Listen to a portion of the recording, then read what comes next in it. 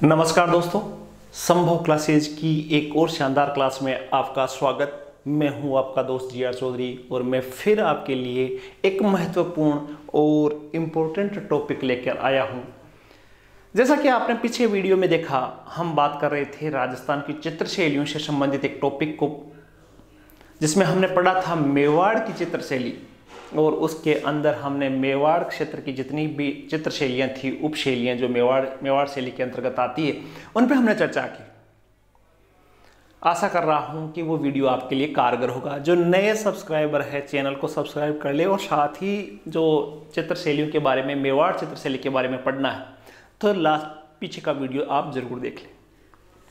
आज हम इसी श्रृंखला में राजस्थान की एक और चित्रशैली की बात करने वाले हैं। आप सबको पता है कि पिछले वीडियो में हमने कहा था कि चित्रशैलियाँ 4 है, उसमें से हम दूसरी चित्रशैली की बात करने वाले हैं, मारवाड़ चित्रशैली की। आप सबको पता है कि मारवाड़ जो चित्रशैली है उसके अंदर उपशैलियाँ बहुत सारी है, तो उनकी एक एक करके हम चर्चा करेंगे। तो मारवाड़ चित्रशैली में जोधपुर चित्रशैली अलग है, बीकानेर चित्रशैली अलग है, जैसलमेर चित्रशैली अलग है, नागौर चित्रशैली अलग है। इस प्रकार उनका उपशैलियों के अलग अलग हमें पढ़ना पड़ेगा।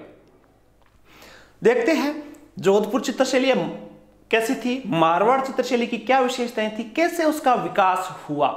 राजस्थान चित्रशैलियों में मेवाड़ की चित्रशैली सबसे प्राचीन थी, उसके बाद में मारवाड़ की चित्रशैली को हम आज समझेंगे। काफी कारगर वीडियो रहने वाला है, ध्यान से सुनते हैं, समझते हैं, आनंद से हम देखते हैं कि हमारी मारवाड़ की चित्रशैली है वो क्या थी। देखो, हम बात कर रहे हैं मारवाड़ चित्रशैली की, तो मारवाड़ जो चित्रशैली है उसमें सबसे पहले हम जोधपुर की चित्रशैली की थोड़ी सी चर्चा हम कर लेते हैं। जोधपुर चित्रशैली की आज हम चर्चा करने वाले हैं। तो देखो, जोधपुर चित्रशैली की मैं बात करूं तो जोधपुर चित्रशैली मारवाड़ शैली की एक उपशैली है, जोधपुर चित्रशैली, और इस शैली का सर्वाधिक विकास हुआ राव मालदेव के शासनकाल में। जोधपुर के शासक थे, मारवाड़ के शासक थे मालदेव, जिनको आपको पता है हिस्ट्री में शेरशाह सूरी से संघर्ष देखा होगा आपने। तो राव मालदेव के काल में जो जोधपुर चित्रशैली है उसका सबसे ज्यादा विकास हुआ, इसलिए मालदेव के काल को इस शैली का स्वर्ण काल कहा जाता है। जोधपुर शैली के स्वर्ण युग की बात करें तो मालदेव के काल में सबसे ज्यादा चित्र बने, तो इसलिए स्वर्ण काल कहा जाए तो मालदेव के काल को स्वर्ण काल कहा जाता है। मुगल शैली से प्रभावित होकर यह शैली अपनी सत्ता खो बैठी। धीरे धीरे उसके बाद में जोधपुर पर मुगलों का प्रभाव स्थापित हो गया। मोटा राजा उदय सिंह का जिक्र आपने पढ़ोगे तो वहां आप देखोगे कि तो मुगलों का प्रभाव काफी कुछ बढ़ गया था जोधपुर पर। तो वहां जाते जाते मारवाड़ चित्रशैली जो अलग प्रकार की थी उसने अपना प्रभाव खो दिया। इस शैली पर मुगल शैली का प्रभाव मोटा राजा उदय सिंह के काल में प्रारंभ हुआ। अकबर के समकालीन थे। इस शैली के में प्रमुख रूप से पशु ऊंट का जिक्र मिलता है, घोड़े का चित्र मिलते हैं इनकी शैलियों में। प्रमुख वृक्षों की बात करें तो यहाँ आम है, जैसे आपने कदम के वृक्ष की मेवाड़ में चर्चा की थी, तो जोधपुर शैली का प्रमुख वृक्ष है आम, तथा प्रमुख रंग है लाल और पीला। ये लाल और पीला मेवाड़ में भी था और लाल और पीला मारवाड़ या जोधपुर शैली की भी विशेषता है। आगे हम इतिहास की बात करें तो महाराजा गज सिंह जो थे उसके काल में एक चित्रकार थे वीरजी नारायण दास।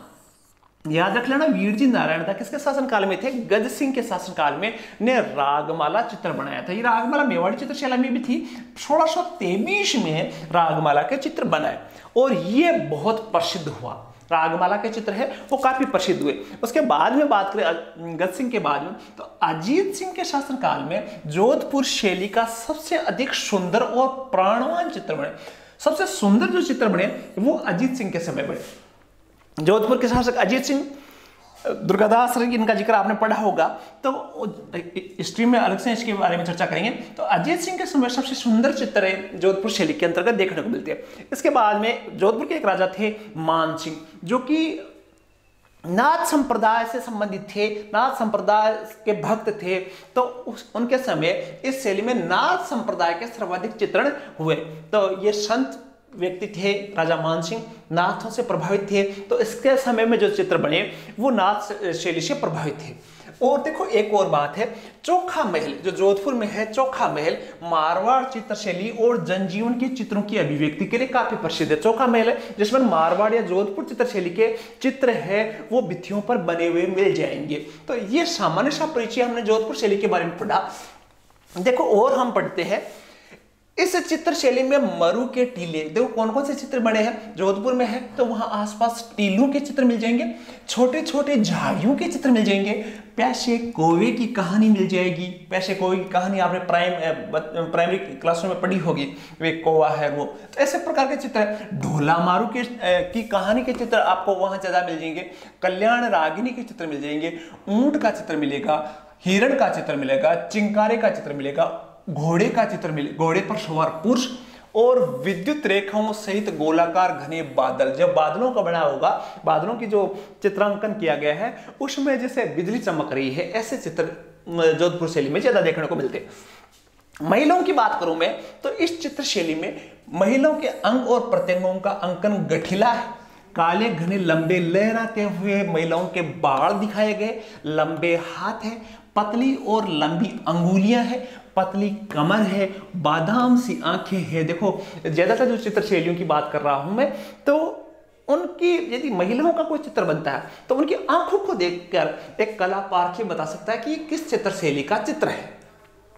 यहां देखें तो देखो जोधपुर चित्र शैली की बात करें तो अंग जो गठिले अंग है, मतलब बड़े अच्छे सुंदर बनाए गए, काले घने लंबे लहराते हुए बाल महिलाओं के दिखाए गए हैं, लंबे हाथ है और पतली और लंबी उंगलियां उनकी महिलाओं की, अभी मैं चित्र दिखाऊंगा, पतली कमर है, बादाम सी आंखें हैं, जैसे बादाम होता है ना वैसी आंखें, कईयों की मीन जैसी आंखें होती है, ठीक है। तो अलग अलग शैलियों में आंखों की आकृति अलग अलग होती है। मासल चिबुक है, ठोड़ी है वो थोड़ी सी मोटी सी है, पर तिल का निशान है। देखो मेवाड़ चित्र शैली में हमने जिक्र किया जैसे खड्डा बना हुआ था, तिल वहां भी था। विकसित नासापुट है, मोटा सा नाक है और कानों तक जाती हुई बोहें लंबी है। तो ऐसी महिलाओं का चित्र अंकन किया गया है। देखो यहां देखोगे आप, तो मैंने कहा बादाम की सी आंखें, तो यहाँ की आकृति आप देखोगे तो बादाम के सेम बादाम जैसी मिलेगी, और बोहें हैं वो लंबी है, घुंघराले बाल है और गठिला शरीर आपको देखने को मिलेगा। तो ये ऐसी चित्रकारी कौन सी है, जोधपुर चित्र शैली की। थोड़ा सा ध्यान से देखो, चित्र क्लियर नहीं है तो भी आप कोशिश करना। देखो बाल है, लटें लटकी हुई है, नाक थोड़ा सा मोटा मोटा सा है, ठोड़ी मजबूत है, मोटी है, बड़ा पूरा गठिला शरीर है, शरीर गठिला सुंदर शरीर बनाया गया है, और आंखें बादाम जैसी है। ये जोधपुर शैली की है। और हम बात कर रहे थे जोधपुर चित्र शैली के प्रमुख चित्रकारों की बात, यहां रट्टा मारने की जरूरत है। एक बार देखोगे, दो बार देखोगे वीडियो तो याद हो जाएगा। नारायण दास यहाँ के प्रसिद्ध चित्रकार थे, अमरदास के चित्र भी प्रसिद्ध है, और बिशन दास के चित्र शिवदास और रतनजी भाटी, देवदास भाटी, छज्जू भाटी, जीतमल, कालाराम, रामू आदि प्रमुख चित्रकार है। तो जोधपुर शैली के चित्रकारों की बात करूं तो चित्रकारों में प्रमुख नाम वापस में बता दूं, नारायण दास है, अमरदास है, बिशन दास है, शिवदास है। तो यहां दास ज्यादा लगे हुए, दास तो तीन तो दास हो गए, नारायण दास, अमरदास, बिशन दास, शिवदास, चार दास हो गए। रतनजी भाटी, देवदास जी भाटी, छज्जू भाटी, तीन भाटी हो गए, और जीतमल और कालाराम और रामू राम, ये 6-7 जो चित्रकार है उनका नाम आपको याद रखना है। अब देखो कुछ और हम देखते हैं कृष्ण लीलाओं का। अब हम बात करेंगे बीकानेर चित्रशैली की। तो बीकानेर चित्रशैली भी मारवाड़ चित्रशैली की एक उपशैली है। जोधपुर चित्रशैली का जिक्र पड़ा, अब हम पढ़ेंगे बीकानेर शैली का चित्र। कमेंट करके मुझे जरूर बताना आपकी इन चित्र शैलियों में आपको कितना याद होता है और कौन सा चित्र आपको प्रसिद्ध लगा। जोधपुर चित्र शैली के किसी चित्रकार का चित्र आपको याद है तो उसका आप कमेंट करके मुझे जरूर बताना। बीकानेर चित्र शैली की बात करें तो बीकानेर चित्र शैली को पढ़ने से पहले एक चित्र आपके सामने है, इसमें राधा कृष्ण का चित्र अंकन किया गया है। राधा कृष्ण का चित्र, अब देखो यहां देखोगे तो यहां आंखें आप देख रहे हो तो वो आंखों की आकृति बिल्कुल अलग है जोधपुर शैली से। यहां आंखें देखोगे आप तो इनकी आंखों की और चेहरे की बनावट है वो अलग प्रकार की मिलेगी। कृष्ण का आकृति यदि आप मेवाड़ी शैली में देखोगे तो कृष्ण का आकार अलग, रूप रंग अलग तरह का मिलेगा, गठन शरीर का गठन है वो अलग तरीका। देखते हैं बीकानेर शैली की क्या विशेषता है। यह शैली मारवाड़ शैली की उपशैली है, सीधी सी बात है। इस शैली का आरंभ हुआ है राजा राय सिंह, बीकानेर के शासक थे राजा राय सिंह के समय के समय चित्रित ग्रंथ भागवत पुराण के साथ हुआ। सबसे पहले बीकानेर शैली का चित्र बना था भागवत पुराण पर, और यही चित्र राय सिंह के समय बना था, और यहीं से बीकानेर शैली अलग से प्रारंभ हुई। राय सिंह के पुत्र थे कल्याणमल, वो भी बीकानेर के प्रसिद्ध शासक थे। कल्याणमल के समय इस शैली पर मुगल प्रभाव पड़ना प्रारंभ हुआ। मुगल शैली के साथ साथ यह शैली दक्षिण शैली से भी प्रभावित थी। यहां से सवाल बनता है कि ऐसी कौन सी शैली थी जिस पर मुगल शैली का भी प्रभाव था और दक्षिण शैली का भी प्रभाव था। आप सबको पता है बीकानेर दक्षिण में नहीं है, लेकिन इस शैली में मुगलों का और दक्षिण दोनों का प्रभाव पड़ा, क्योंकि कई शासक है वो दक्षिण में गए थे। अनूप सिंह का काल इस शैली का स्वर्ण युग है। अनूप सिंह, बीकानेर के शासक अनूप सिंह का काल है जो बीकानेर शैली का स्वर्ण युग कहलाता है। आप सबको पता है, देखो मैंने अभी बताया आपको कि देखो एक वापस आपको याद दिलवा दूं मैं, जोधपुर शैली की हमने बात की थी, तो जोधपुर शैली का विकास सर्वाधिक मालदेव के काल में हुआ और इसी को मालदेव स्वर्ण युग कहा जाता है। तो जोधपुर शैली की बात करें तो शासक थे मालदेव, लेकिन बीकानेर शैली की बात करूं मैं तो बीकानेर शैली के में जो स्वर्ण काल था वो था अनूप सिंह के काल को कहा जाता है। बीकानेर के चित्रकारों की खास विशेषता यह है कि ये चित्रकार चित्रों के नीचे तिथि और नाम, यहां से सवाल बहुत बार आया हुआ है कि चित्रों के किस शैली के चित्रकार चित्रों के नीचे तिथि और नाम अंकित किया करते थे। तो उत्तर आपका क्या होना चाहिए, बीकानेर चित्र शैली। अपना नाम, और बाकी चित्र शैलियों में उसमें नाम और डेट नहीं मिलती है, लेकिन बीकानेर चित्र शैली में चित्र कब बनाया गया और चित्रकार का नाम क्या है ये देखने को मिलता है। इसलिए ये चित्रकार उस्ताद कहलाते थे। जब देखो आपने राजस्थान की हस्तशिल्प के अंतर्गत पढ़ा था उस्ता कला, मथेरण कला बीकानेर, उसको यदि आप नहीं पढ़ा है तो देख लेना, क्योंकि आपस में रिलेटेड वीडियो है। तो यहाँ के जो चित्रकार थे वो उस्ताद कहलाते थे। आज भी हम लोकल भाषा में कहते हैं उस्ताद, जो अच्छा किसी स्थापत्य कला का या चित्रकार का जानकार होते हैं उसको बोलते हैं उस्ताद।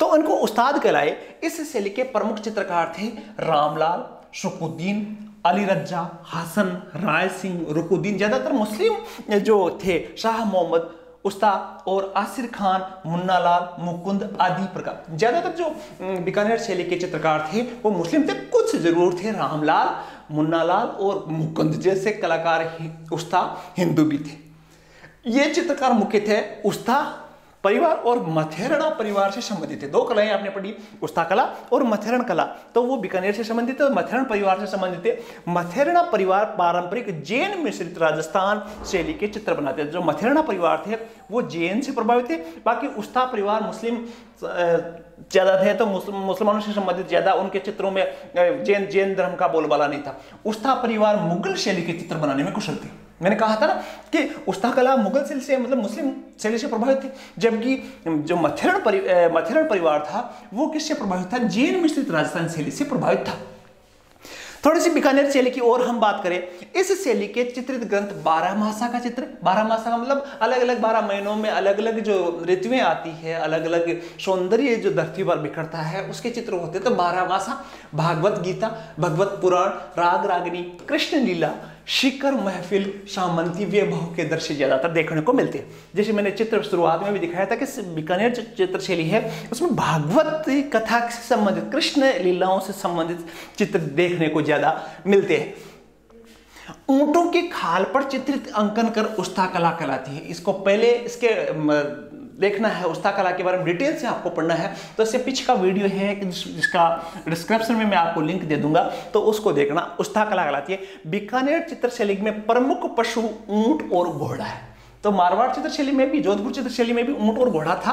प्रमुख वृक्ष आम है, लेकिन जोधपुर शैली में आम कैसा है, पीला, लेकिन इसका कोई पर्टिकुलर पीला व गुलाबी दोनों है। देखो जोधपुर शैली में केवल पीला है, लेकिन इसमें बीकानेर शैली में पीला और गुलाबी दोनों प्रकार के आम है। प्रमुख पक्षियों में कौवा और चील है। ये देखो नई विशेषता आई है बीकानेर शैली का। पक्षी कई बार एक टेबल से बनती है कि पक्षी ये पक्षी किससे संबंधित, यहाँ से, ये पक्षी किससे संबंधित, यहाँ। तो बीकानेर शैली की बात करें तो बीकानेर शैली के पक्षी है कौवा और चील। तो कुछ नोट्स आप नोटबुक में उसमें नोटबुक उठाकर कुछ चीजें, कुछ लाइनें आप यहाँ से लिख सकते हो। आपके परीक्षा में निश्चित तौर से इससे संबंधित सवाल देखेंगे और इससे बाहर सवाल आने की कोई गुंजाइश नहीं होती।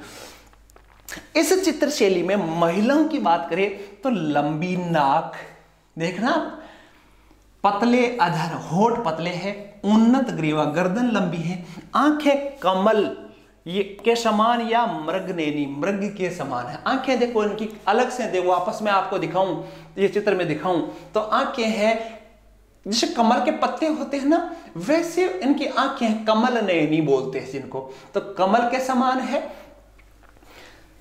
और देखो इसकी विशेषताएं हम पढ़ेंगे।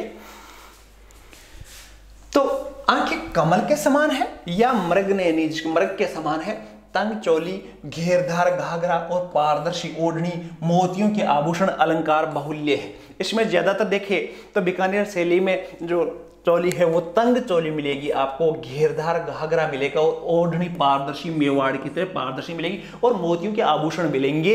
इनकी खास विशेषता एक बार और देख लेते हैं। देखो इनके वापस में वहां पीछे आपको चित्र में ले चलता हूं, तो यहाँ जो कपड़े हैं वो बड़े टाइट से मिलेंगे, यहाँ जो है वो टाइट कपड़े आपको मिलेंगे, घेरदार घाघरा मिलेगा, पारदर्शी है वो चुनरी मिलेगी और इस प्रकार की महिलाओं का चित्रांकन किया गया है। किसी भी महिला की बात मैं करूं, यहां देख सकते हो आप, इस चित्र को देखोगे आप तो मैंने कहा था तंग चोली की बात कर रहा था, घेरदार घाघरा जो पहन रखा था और साथ में मोतियों की माला का जो जिक्र किया था, ये देखना आप, और पारदर्शी चुनरी है वो भी आप इसमें देख सकते हो।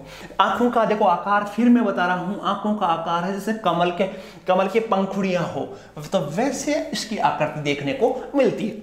तो ये थी बीकानेर की चित्रशैली।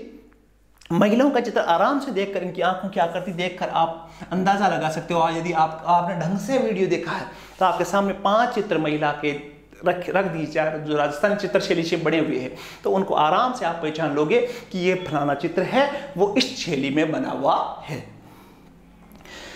अब थोड़ी सी बात कर लेते हैं जो मोस्ट इंपोर्टेंट है। किशनगढ़ चित्रशैली काफी आकर्षक है, आपने नाम सुन रखा होगा बनी ठनी, जो कि मोनालिसा के नाम से, इंडियन मोनालिसा के नाम से प्रसिद्ध है।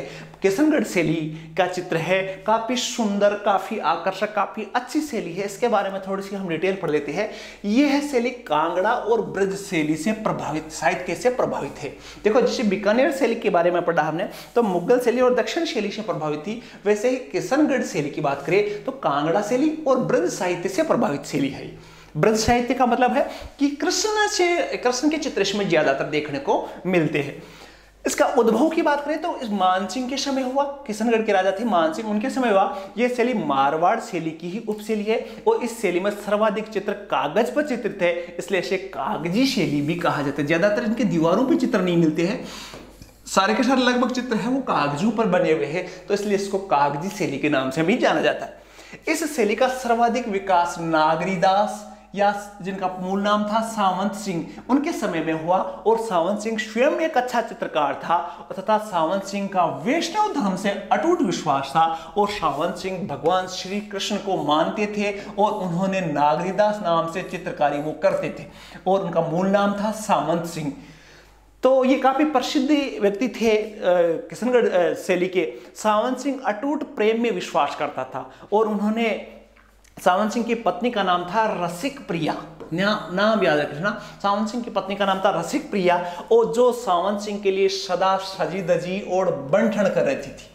सावंत सिंह ने कल्पना कर रखी थी, ये बहुत सुंदर स्त्री थी रसिक प्रिया, सावंत सिंह की पत्नी थी और वो बनी ठनी रहती थी, इसलिए इस चित्र शैली का नाम बड़ा बनी ठनी शैली, बनी ठनी शैली, यहीं से सुंदर सजावट के साथ, बट इसीलिए इसे बनी ठनी भी कहा जाता है। बनी ठनी के प्यार से अत्यधिक प्रभावित होकर सावंत सिंह ने चित्रकार मयूर ध्वज या निहाल चंद, यहाँ मोस्ट चीज आ रही है, एक चित्रकार थे मयूर ध्वज निहाल चंद को बुलाकर बनी ठनी के अनेक चित्र बनवाए, अपनी पत्नी के चित्र बनवाए बनी ठनी के नाम से। सावंत सिंह ने चित्रकार बनी ठनी को राधा के रूप में अंकित किया और ये बनी ठनी उनकी पत्नी थी, लेकिन उन्होंने जो चित्र बनी ठनी में बनवाए वो उनको मानते थे कि राधा के चित्र बना, जैसे कृष्ण राधा का प्रेम था वैसे सावंत सिंह और रसिक प्रिया का प्रेम था, तो वो कृष्ण को उनसे जोड़ दिया, राधा को उससे जोड़ दिया गया और सुंदर चित्रांकन उनका करवाया। किसके द्वारा? मयूर ध्वज निहाल चंद के द्वारा, दिल्ली के थे एक चित्रकार, उनको बुलाकर उनकी पेंटिंग्स करवाई थी। कपड़े पे कागज पे इनकी चित्रकारी थी। सावंत सिंह का काल स्वर्ण युग था इनका, मान सिंह के समय इसका उद्भव हुआ। किशनगढ़ शैली काफी सुंदर चित्र देखने को मिलेंगे। देखो, बणी ठनी का प्रसिद्ध चित्र 1778 ईस्वी में चित्रित हुआ। जो सबसे सुंदर चित्र मैं अभी दिखाऊंगा, इसकी लंबाई 48.8 सेमी और चौड़ाई 36.6 सेमी है। बणी ठनी का ये चित्र वर्तमान में अजमेर संग्रहालय में संग्रहित है। इसकी लंबाई चौड़ाई आपको याद नहीं रखनी है। ये 1778 के आसपास सामंत सिंह थे, तो उन्होंने इस चित्र को बनवाया था। इस चित्र को एक मौलिक प्रति अल्बर्ट हॉल पेरिस में भी है, जो कि यूरोप महाद्वीप में, आप सबको पता है यूरोप में अल्बर्ट हॉल जो फ्रांस की राजधानी पेरिस है, कला संग्रहालय है, उसमें भी इसको संग्रहित किया गया है। अब देखो, थोड़ा सा इसका इतिहास भी जान ले, जहां से सवाल निकल कर आ सकता है, हमें तैयारी करनी है। 5 मई 1973 को भारतीय डाक विभाग ने बणी ठनी पर 20 पैसे का डाक टिकट भी जारी किया था। और एक और जो महत्वपूर्ण बात है, एरिक डिक्सन और फैयाज अली 2 विद्वान थे, उन्होंने बणी ठनी को भारतीय स्तर पर लोकप्रिय बनवाया। और एरिक डिक्सन ने ही बणी ठनी को भारत की मोनालिसा कहा। कई बार सवाल आता है कि जो बणी किशनगढ़ शैली है उसका खोजकर्ता कौन है, इस प्रकार का सवाल आता है। तो एरिक डिक्सन और फैयाज अली 2 विद्वान थे, तो उन्होंने इसको भारत स्तर पर लोकप्रिय, उनकी पहचान दिलवाई, तो उनके खोजकर्ता वही थे। और एरिक डिक्सन ने ही इसे भारत की मोनालिसा कहा है। मोनालिसा की चित्र अलग है, यूरोप में काफी प्रसिद्ध है एक महिला का चित्र मोनालिसा, उसका जिक्र आप हिस्ट्री में सुनोगे। लेकिन डिक्सन ने भारत की मोनालिसा किसको कहा? बणी ठनी को कहा। अब बणी ठनी की विशेषताएं क्या है, उस महिला के चित्र में दिखाऊंगा। तो उसमें विशेषता क्या है? पतली कमर है, लंबी और सुराहीदार गर्दन, गर्दन बहुत लंबी है, कजरारे नैन है, नैनों में काजल लगा हुआ है, कजरारे नैन है, चमेली की पंखुड़ियों के समान अधर है। होठ देखोगे आप, होठ देखोगे तो वो जैसे चमेली की पंखुड़ियां है वैसी है। नाक कैसी है? नुकीली है, लंबा चेहरा है, लंबे बाल है उसके, हाथ में अर्धमुकुलित कमल है, हाथ में मुकुल जैसे अर्धखिला कमल का फूल होता है वो हाथ में लिए हुए है। पारदर्शी वस्त्रों का समावेश है सब जगह है। किशनगढ़ शैली का प्रमुख वृक्ष है केला।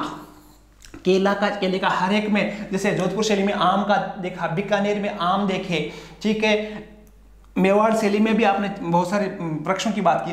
प्रमुख रंग है श्वेत गुलाबी। तो यहाँ देखो, लाल और पीला जो मारवाड़ शैली का रंग था, लेकिन यहाँ सफेद और गुलाबी कलर ज्यादा मिलता है। पक्षियों में भंवरा और मोर प्रयुक्त होता मुख्य है। और इनके आभूषण में, नाक में आभूषण वासरी, जो आपने राजस्थान के आभूषणों में पढ़ा था, एक वासरी नाम का जो आभूषण है वो पहने हुए दिख रही। तो यहां देखो 2 चीजें बात, एक भंवरा एक मोर, 2 है। और साथ में इस शैली के जो चित्र है वो कैसे है देखना। इस शैली के प्रमुख चित्रकार है सूरध्वज, मोरध्वज, भंवरलाल, छोटूलाल, अमीरचंद, धन्ना, सीताराम, अमरू, बदन सिंह, नानकराम, लाडलीराम, विठलदास और साहिबा। यहाँ 2 चीज याद रखना, विठलदास, साहिबा और सूरध्वज और मोरध्वज, ये 2 चित्रकार याद रखना। अमीरचंद और अमरचंद द्वारा चित्रित ग्रंथ चांदनी रात की संगोष्ठी प्रसिद्ध है। अमीरचंद का एक चित्र है अमरचंद, या अमीरचंद का चित्र है चांदनी रात, काफी सुंदर चित्र है। वो किसका है? अमीरचंद का है। इस शैली के चित्र में झील, कौन कौन से पॉपुलर चित्र हुए? झील का दृश्य, तैरती हुई नौकाएं, हंस, बतख, बगुला, सारस, कमल से भरा हुआ तालाब, उड़ते हुए भंवरे, संदेश पहुंचाते हुए कबूतर, देखो कबूतर के भी चित्र मिल जाएंगे, सांझ लीला, कृष्ण लीला, दीपावली के चित्र, भागवत पुराण, चांदनी रात में राधा कृष्ण की केली क्रीड़ा और बादलों का सिंदूरी चित्रण जैसे चित्र महत्वपूर्ण है। लेकिन सबसे महत्वपूर्ण है बणी ठनी का वो चित्र जो कि काफी लोकप्रिय हुआ था। इसमें एक और विशेषता, इसमें भित्ति चित्रण और राग रागनी के चित्रण बिल्कुल नहीं हुआ। सब जगह राग रागनी के चित्रण हुए, भित्ति चित्रण हुए, लेकिन इसमें कहीं भी राग रागनियों के चित्र नहीं है और भित्ति चित्रण बिल्कुल भी नहीं है। तो ये था उस किशनगढ़ शैली के चित्रों की बात कर रहे थे हम। ये आपके चित्र आगे किशनगढ़ बणी ठनी, देखो बणी ठनी के कुछ चित्र में दिखाऊंगा। आंखों की आकृति यहां देखो, आंखों की आकृति अलग है, नाक लंबा है, नाक में वासरी जो है वो है चमेली के पत्तों की तरह है, ओष्ठ है, लंबी ठुड्डी है, लंबा मुंह बनाया हुआ, पारदर्शी कपड़े, घुंघराले बाल है, ठीक है। ये है कबूतर कबूतर का चित्र इसमें देखने का, अर्ध मुकुलित कमल का है वो भी इसमें चित्र देखने को मिलता है। नाक यहाँ देखो लंबी मिलेगी आपको, आंखें इस प्रकार की मिलेगी, होठ इस प्रकार के मिलेगी। ये वासरी जो कई बार सवाल पूछा जाता है, वासरी जो आभूषण है वो कहाँ पाया जाता है? नाक में, और ये बड़ी ठणी से रिलेटेड है। तो ये थे देखो, और साथ में केले के वृक्षों के जिक्र हमने किया था, तो केले के वृक्षों का चित्र भी इसमें बड़ी ठणी में देखने को मिलता है। चांदनी रात का चित्र है, भंवरों का चित्र है, तो भंवरे आसपास आपको मंडराते हुए दिख जाएंगे। ये थी किशनगढ़ से ली, बीकानेर से ली और जोधपुर से ली। तो हमने डिटेल से इनके बारे में पढ़ा, काफी सुंदर चित्रांकन इसका है। वीडियो को आराम से एक बार समझने की कोशिश करना, चित्रकारों के नाम आपको याद रखना और कोशिश करना कि आप चित्र देखकर उस चित्र शैली का नाम बता दो, तो आपकी ये चित्र शैलियां कंप्लीट होगी। शानदार सुंदर प्रस्तुति थी इन चित्र शैलियों की, राजस्थान की कला की। मैंने बहुत कोशिश की है कि वीडियो शानदार बने और उपयोगी बने। देखते हैं आपको कैसा लगता है। यदि वीडियो अच्छा लगता है तो लाइक ज़रूर करें, और जो जिन्होंने वीडियो कंप्लीट देखा है, वीडियो कंप्लीट हो रहा है, सब्सक्राइब करना ना भूले और बेल आइकन ज़रूर प्रेस कर ले। बेल आइकन बजाते ही आपकी एक नए वीडियो का नोटिफिकेशन मिलेगा जब भी मेरा वीडियो आएगा। ऐसा ही एक दमदार शानदार वीडियो लेकर मैं जल्द हाजिर होऊंगा। तब तक आप पढ़ते रहो राजस्थान की चित्र शैलियों में मारवाड़ और मेवाड़ की चित्र शैलियाँ, और वो आपको याद हो जाए। एक नई वीडियो के साथ जल्द मिलेंगे, तब तक के लिए शुभ रात्रि, धन्यवाद, जय हिंद।